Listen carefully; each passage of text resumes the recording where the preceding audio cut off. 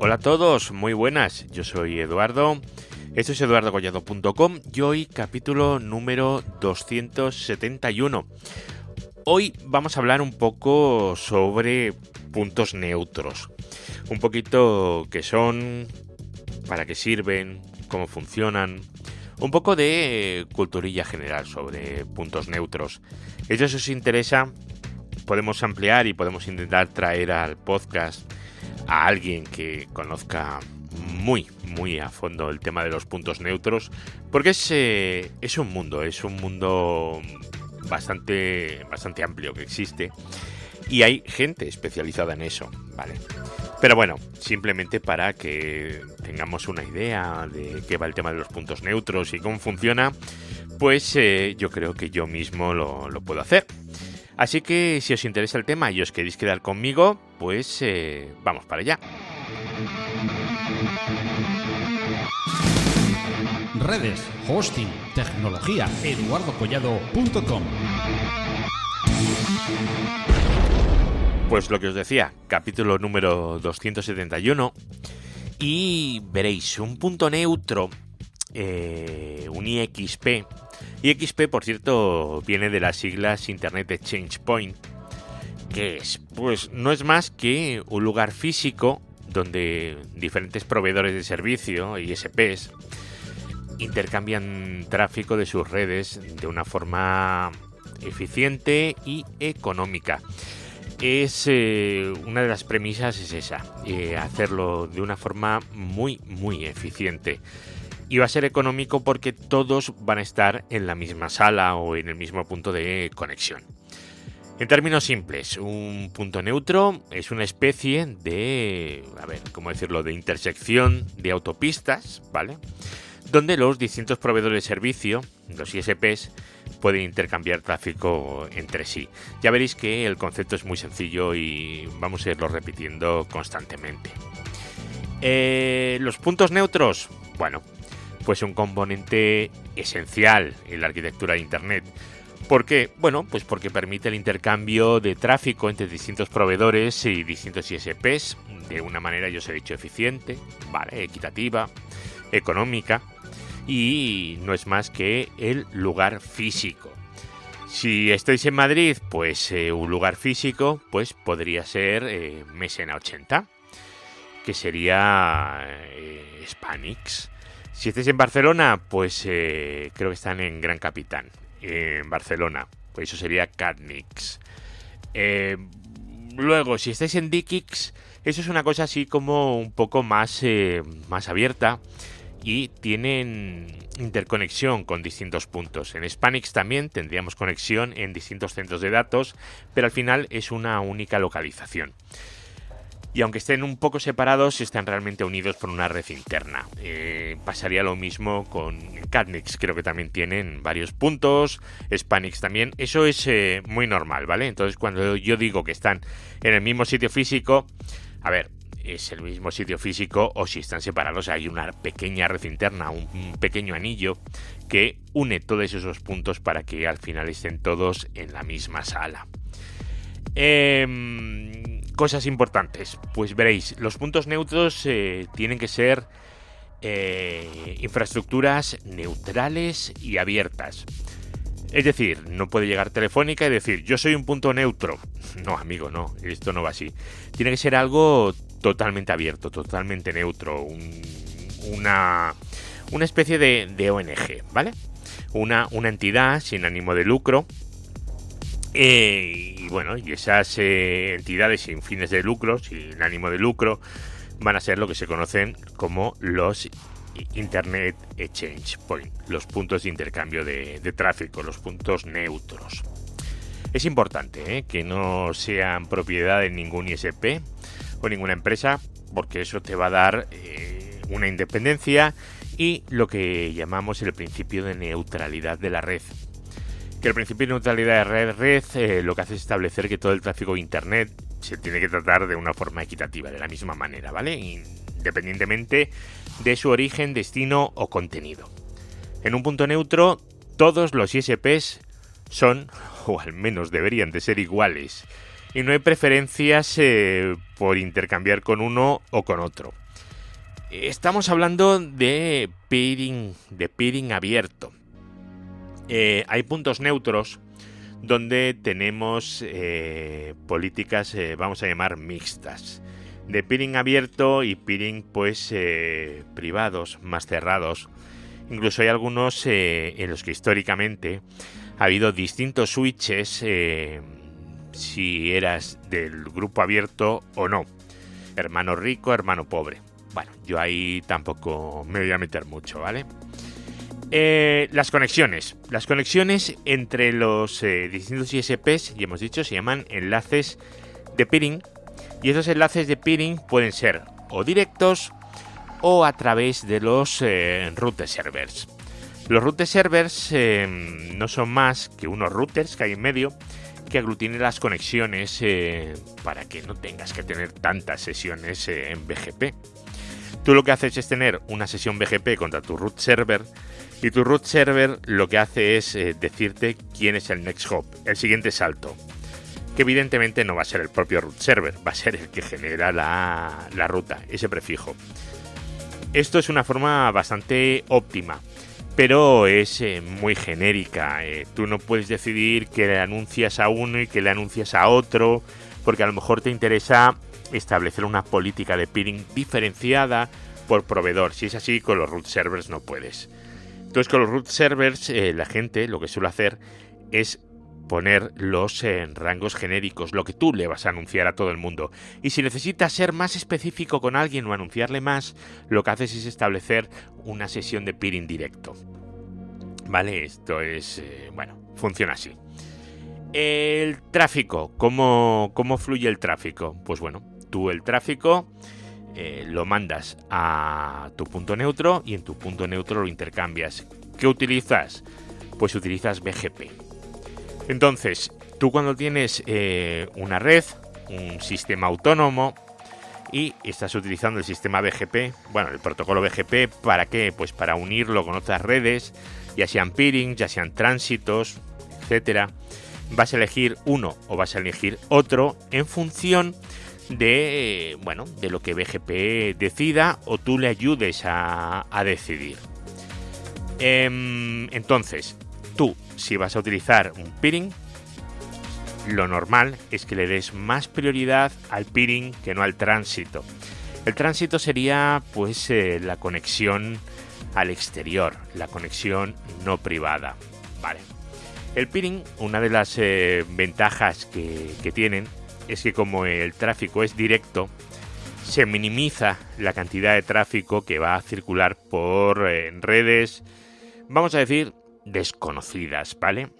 Porque pueden ser desconocidas o poco fiables. Tú conoces a quien le has contratado el tránsito, pero si detrás hay otra red distinta que tú no conoces, tú eso no lo vas a controlar.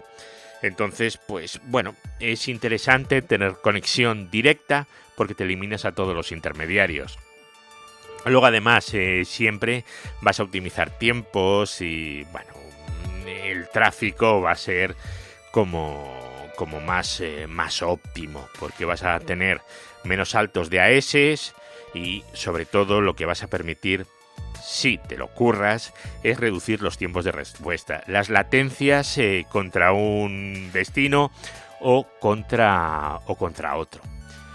Esto, ya sabéis, esto lo obtenéis al profundizar en el funcionamiento de Internet, de cómo funcionaría BGP, que hemos hablado en este podcast hay tantas mil veces, ¿verdad? Bueno, pues si eso lo tenéis claro, pues el proceso de encaminar, de enrutar el tráfico por un peering o por un tránsito, pues es básicamente el mismo. La única diferencia sería que por peering a lo mejor lo que quiero es que tenga preferencia. Para eso podemos tocar local preference o lo que sea.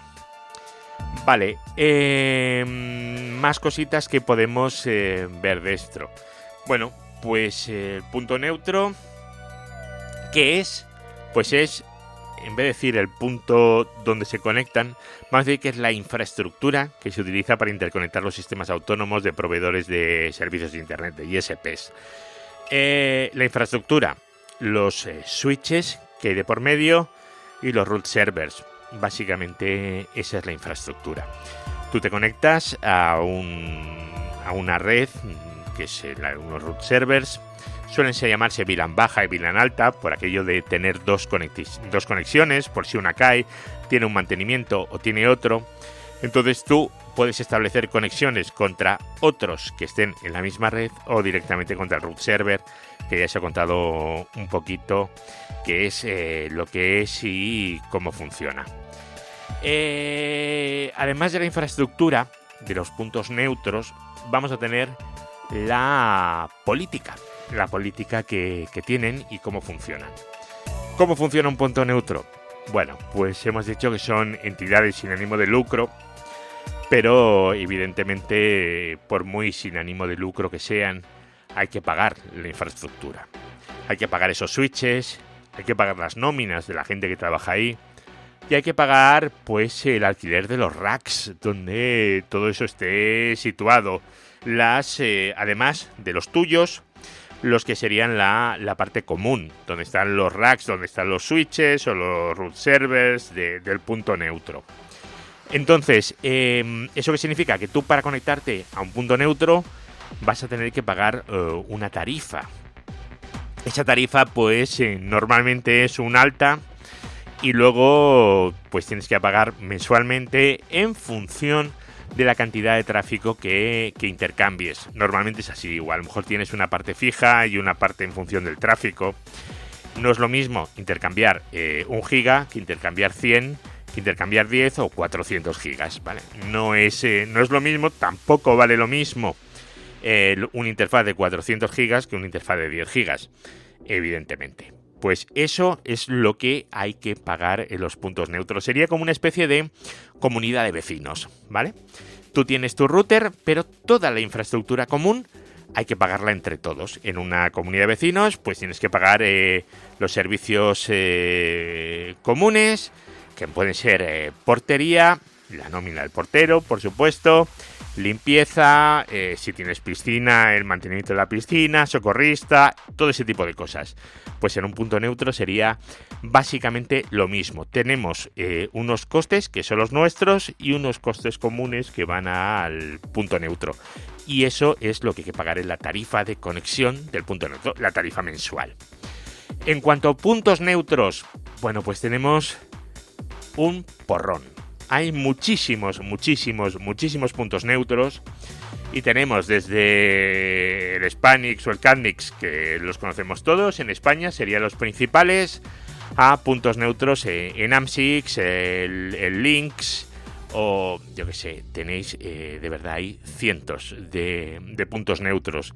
Incluso existe el caso de puntos neutros que se usan pues para interconectar de forma privada otro tipo de situaciones o de clientes. Imaginar un edificio de una universidad en la que tenemos pues varias redes. Bueno, pues todo eso que se junta en el mismo sitio podría ser un punto neutro si fueran todos sistemas autónomos diferentes. Luego hay otra cosa, los puntos neutros para interconectarse utilizan un rango de direccionamiento público, pero que ese rango de direccionamiento público no se anuncia. Es decir, se utiliza un direccionamiento público para intercambiar tráfico en vez de utilizar un direccionamiento privado. ¿Y por qué se hace eso? Porque si tú utilizas un direccionamiento público y luego no lo encaminas por internet, no lo enrutas, pues está claro que no se va a pisar con direccionamiento privado que tú puedas tener en tu sistema autónomo, en tu red. Es un direccionamiento diferente. Entonces, pues cada punto neutro pues va a tener un direccionamiento de IXP. El que sea. Esto te lo proporciona Ripe, Arin o el que sea en la zona donde os encontréis. En la mía, todo esto lo asigna Ripe. Y Ripe es el que te va a proporcionar tanto los números de AES como tus direccionamientos públicos, como los rangos de los IXPs, que serían los rangos de direccionamiento público que vas a utilizar de forma privada para intercambiar tráfico entre los distintos proveedores de servicio. Bueno, pues así a grandes rasgos, un punto neutro pues sería esto que os he estado contando. No sé si os sirve, si no os sirve. Tampoco quiero alargarme hasta el infinito, pero bueno, simplemente quería que lo conocierais un poquito mejor qué es lo que es. Redes, hosting, tecnología, eduardocollado.com. Bueno, pues muchísimas gracias por estar aquí en el capítulo de hoy. Ya os digo, puntos neutros, hay toneladas. Ya os he dicho los que me conocí aquí en España, o en el Yucatán creo que había otro punto neutro, hay en México, hay en Argentina, pues en cualquier país del mundo os vais a encontrar como mínimo un punto neutro, ¿vale? Normalmente se llaman por el nombre de la ciudad, excepto en Madrid, que es Spanix, en Barcelona, que es Catnix, pero vamos, normalmente es Amsix, el Links de Ámsterdam, de Londres, en fin, de lo que sea. Bueno, pues me despido de vosotros y os dejo con el audio de hoy. Y nos vemos a escuchar la próxima vez y ya me diréis si este tema os interesa o no. Y nos oímos. Hasta luego. Chao.